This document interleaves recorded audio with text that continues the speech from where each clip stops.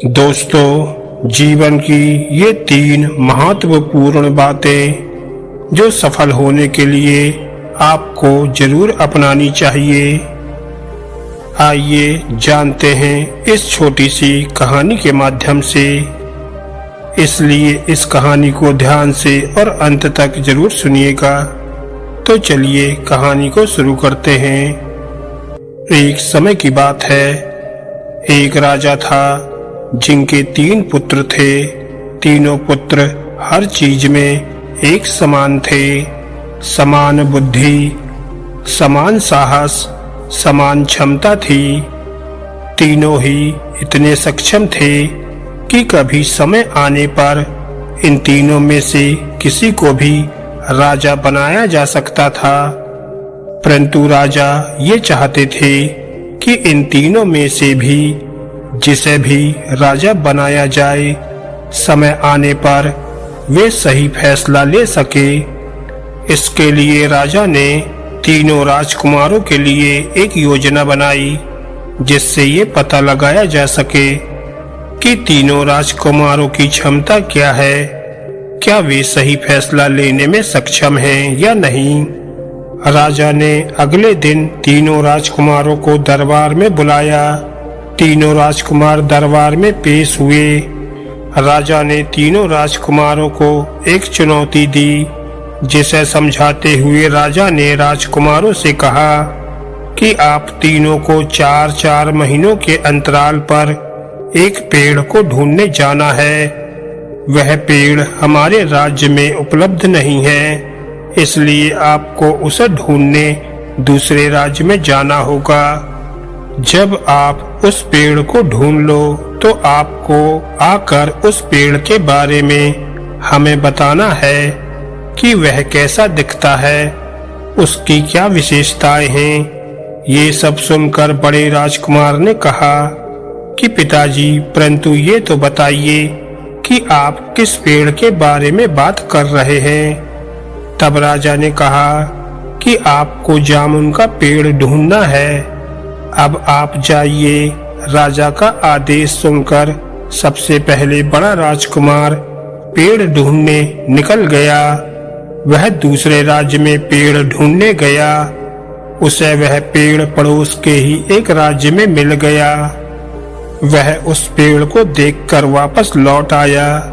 जब वह वापस आया तो उसने राजा से कहा कि पिताजी, मुझे वह पेड़ पास के ही राज्य में मिल गया था। वहां के लोगों ने बताया कि वही पेड़ जामुन का था। क्या मैं आपको उसके बारे में बताऊं? राजा ने कहा कि अभी नहीं, बाद में बताना।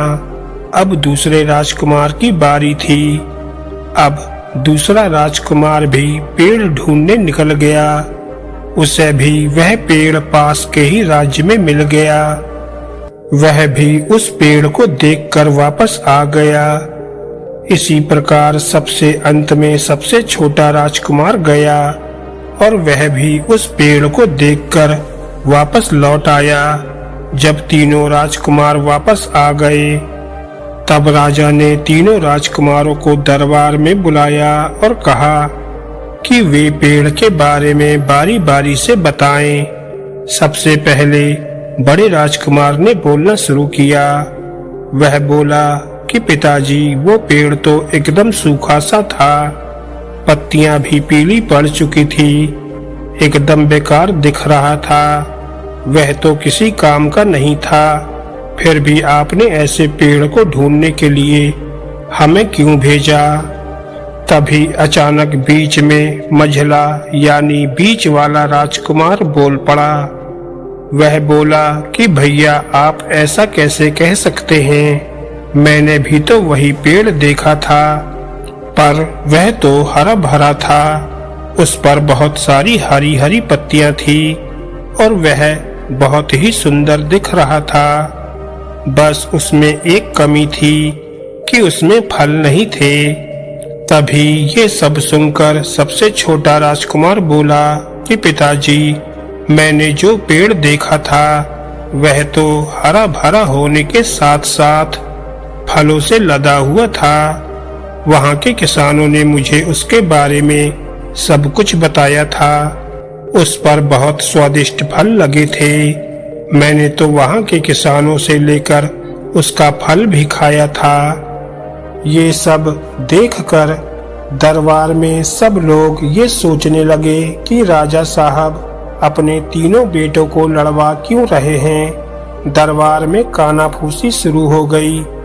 तभी राजा अपने सिंहासन से खड़े हो गए और बोले कि आप तीनों राजकुमारों को झगड़ने की जरूरत नहीं है।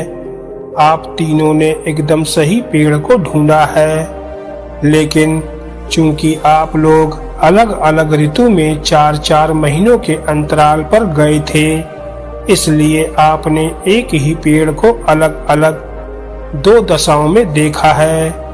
ये सब सुनकर तीनों राजकुमार चुप हो गए। दरबार में भी शांति छा गई। राजा ने राजकुमारों से कहा कि मैं आप तीनों को 3 बातें सिखाना चाहता था। ये बातें आपके जीवन को शानदार बना देंगी, इसलिए ही आपको मैंने पड़ोसी राज्य में भेजा था। राजकुमार एक साथ बोले कि पिताजी आप क्या समझाना चाहते थे? वे कौन सी महत्वपूर्ण बातें हैं? राजा ने बताया कि आप तीनों ने पेड़ को अलग अलग समय पर देखा। आप तीनों के उस अलग अलग समय को ध्यान में रखा जाए तो इससे 3 बातें सीखने को मिलती हैं। पहली बात तो ये है कि किसी भी चीज के बारे में तब तक निष्कर्ष पर ना पहुँचे जब तक कि आप उसके बारे में हर चीज ना जान ले, चाहे वह कोई व्यक्ति हो, वस्तु हो या कोई परिस्थिति हो, या आपके ही परिवार का कोई सदस्य या कोई मित्र हो। वह कोई भी हो सकता है, क्योंकि आपको उसके बारे में अधूरा ज्ञान होगा तो आपके फैसले गलत होने की संभावना अधिक होगी। दूसरी शिक्षा ये है कि जीवन में कभी भी किसी को जज न करें, क्योंकि क्या पता उस वक्त जब आप उससे मिले उसका समय खराब चल रहा हो। जैसे कि बड़े राजकुमार ने उस पेड़ को सूखा देखा, दूसरे राजकुमार ने उस पेड़ को हरा भरा देखा और तीसरे राजकुमार ने फलों से लदा हुआ उस पेड़ को देखा। आपने उस पेड़ की प्रत्येक दशा को न देखकर ही निष्कर्ष निकाल लिया।